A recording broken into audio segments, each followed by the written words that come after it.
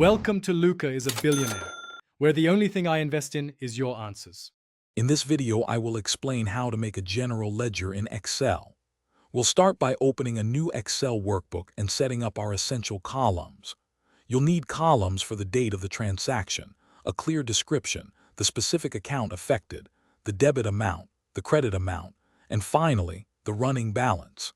This foundational structure is crucial for tracking all your financial activities accurately and efficiently, making your accounting tasks much simpler. Next, let's focus on recording your transactions. For every financial event, you'll enter the date, a brief description, and the specific accounts involved. Crucially, you'll input the debit amount in its designated column and the corresponding credit amount in its column.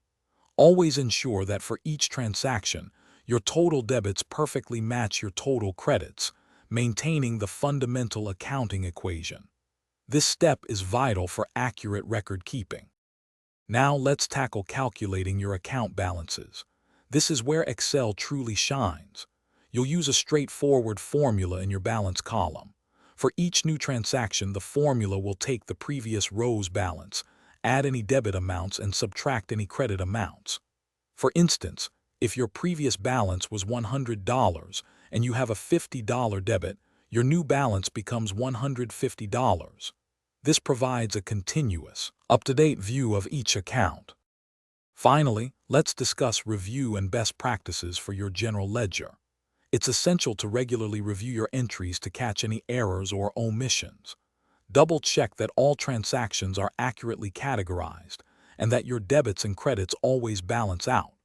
Maintaining consistency in your descriptions and account names will greatly improve clarity.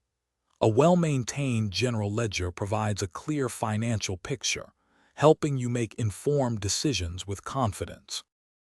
Thanks for watching and please subscribe. It's the best investment you'll ever make.